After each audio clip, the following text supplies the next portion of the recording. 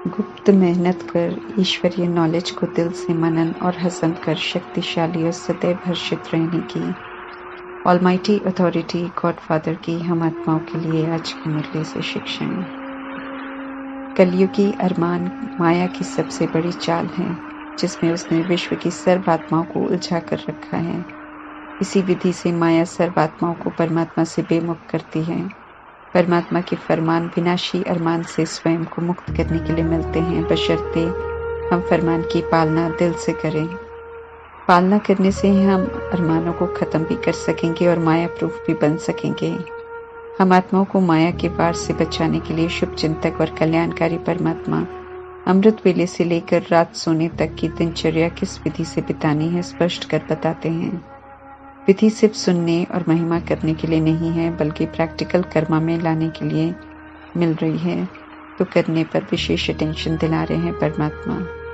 फरमान प्रमाण हमारी सोच, संकल्प, देखना, जागरूकता और संबंध होने चाहिए, और फिर हमें चेक भी करना है कि उसी प्रमाण सब हो रहा है। जो इस विधि से चलते हैं उनके विनाशी अरमान खत्म हो जाते हैं। फरमान की पालना करना हमारा कर्तव्य है। बाकी पुरुषार्थ को लेकर या सफलता को लेकर भी कोई अरमान नहीं हो, ये परमात्मा ध्यान खिंचवा रहे हैं। फरमान पर चलने से कोई उलझन आ नहीं सकती है, बल्कि पुरुषार्थ एक्यूरेट चलेगा और सफलता तो निश्चित ही है। इसलिए कभी भी उलझन आए तो परमात्मा समझा रहे हैं कि चारों ओर से चेक करो कि कौन से फरमान की पालना नहीं हो रही है। माया उलझन में लाती है और परमात्मा के फरमान माया प्रूफ बनाते हैं। अपनी सोच नहीं चलानी है। प्रजापिता ब्रह्मा और जगदम्बा मातेश्वरी ने कभी भी अपनी सोच नहीं चलाई। सिर्फ परमात्मा का कोई फरमान मिस न हो, ये ध्यान रखा तो माया प्रूफ बन गए।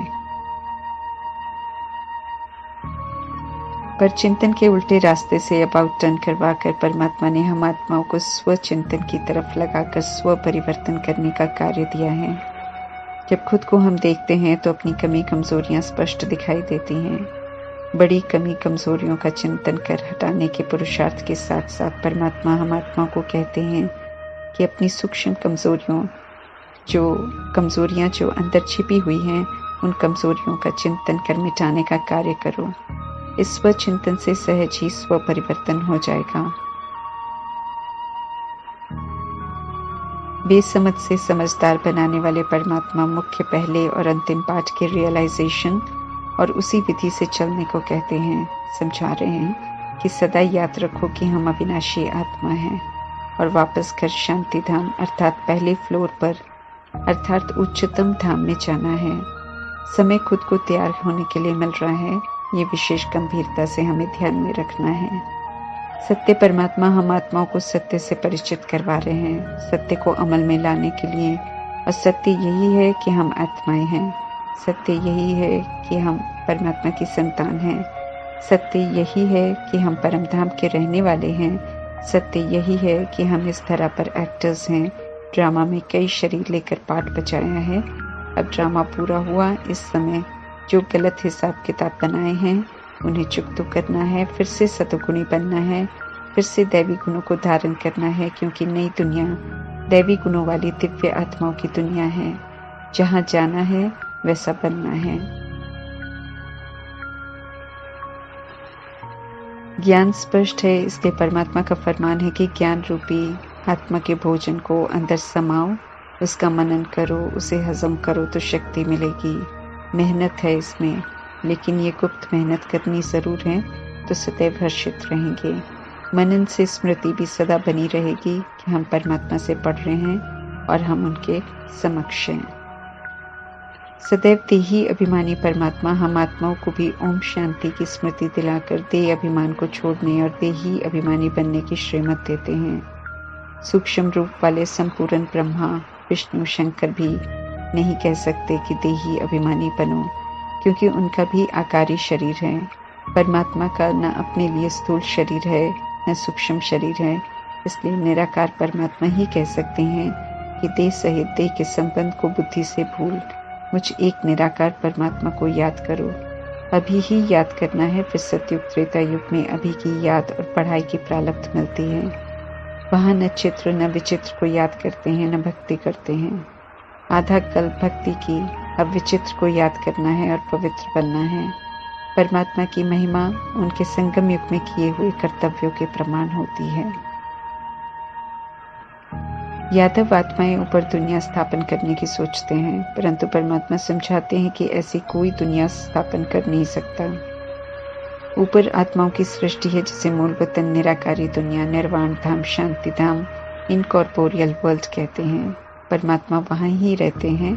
आत्माएं ओरिजिनल बिंदु स्वरूप में वहाँ रहती हैं। पहला तबका अर्थात फर्स्ट फ्लोर परम धाम कहलाता है। दूसरा तबका सेकंड फ्लोर परमात्मा संगम युग में रचते हैं। स्थापना, पालना, आसुरी विकारों की समाप्ति का कार्य वहां से करवाते हैं। उसे सूक्ष्म वतन कहते हैं। थर्ड फ्लोर तीसरा तबका अर्थात कॉर्पोरियल वर्ल्ड कहते हैं। ये मनुष्यों की सृष्टि है जहां आत्माएं 5 तत्वों के शरीर लेकर पाठ बजाती हैं। अच्छा भी और परवश होकर उल्टा पाठ भी बजाते हैं, जिसे परमात्मा ड्रामा में आकर बाप, टीचर, सदगुरुपन करेक्ट करते हैं। समझ मिली है अभी कि हम निराकार परमात्मा के निराकार बच्चे हैं। अभी हम जीव आत्मा हैं क्योंकि शरीर के साथ हैं। जो स्वयं को आत्मा समझकर चलते हैं वे ही सेंसिबल हैं।